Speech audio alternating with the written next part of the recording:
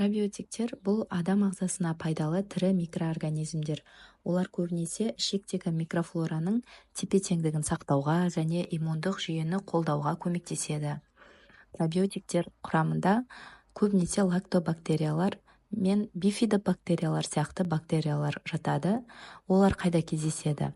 Ашытылған сүт өнімдерінде, айран, йогурт, сүзбе, биоқоспаларда капсула, ұнтақ, сироп түрінде кездеседі. Кейбір тағамдарында арнайы қосымша ретінде қолданылады. Пробиотиктердің қандай пайдасы бар? Ішектің дұрыс жұмысын реттейді, диарея, әсіресе антибиотик қабылдаудан кейінгі кезінде көмектеседі, иммунитетті күшейтеді, аллергия белгілерін азайтуға көмектеседі, қабыну ауруларында жеңілдету әсері болуы мүмкін.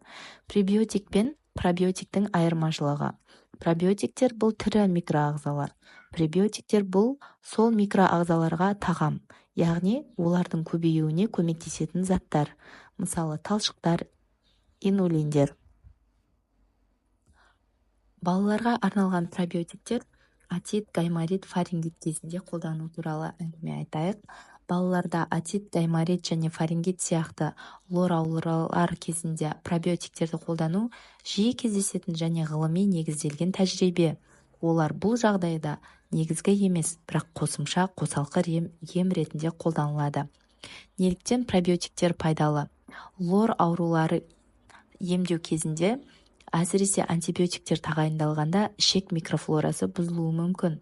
Бұл жағдай диарея, іш қату, іштің кебуі сияқты жағымсыз әсерлерге әкеледі.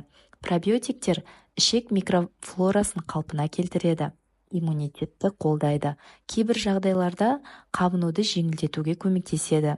Антибиотикке байланысты диареяның алдын алады. Қай ауру кезінде қалай көмектеседі?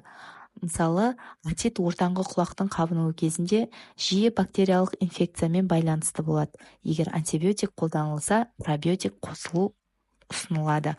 Кей зерттеулер бойынша пробиотиктер кейбір вирустар мен бактерияларға қарсы қорғанысқа көмектеседі. Гайморитте жоғарғы жақ қуысының қабынуы кезінде жедел немесе созылмалы түрі болуы мүмкін. Пробиотиктер әсіресе ұзақ мерзімді антибиотик қабылдауда ішек пен иммундық тепе-теңдікті сақтауға маңызы зор. Фарингит жұтқыншақтың қабынуы. Егер вирустық болса, пробиотиктер көбінесе иммунитетті қолдау үшін беріледі. Егер бактериялық болса, мысалы стрептококкты ангина кезінде антибиотик плюс пробиотик комбинациясы ішекке зиянды азайтады. Балаларға арналған қауіпсіз пробиотиктер мысалдарын айта кетейік. Оларға қолдану алдында педиатрмен немесе лор дәрігермен кеңесу өте маңызды. Сонда да сіздерге списогын айтып кетейін. Энтерол антибиотикке байланысты диареяның алдын алу үшін қолданылады. Биогая балалар үшін жиі ұсынылады. Ленекс Бэби әртүрлі штамдарды қамтиды. Ұнтақ түрінде сәби жастан бері қолдануға болады. Флорасан, Нормабакт, Бифиформ Бэби Қазақстан мен ТМД елдерінде кең таралған.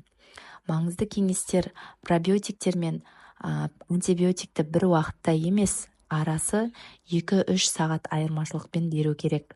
Емнің ұзақтығы әдетте 5-15 күн. Баланың іш құрылысында бұзылу белгілері болмаса да, алдын алу ретінде қолданылу орынды.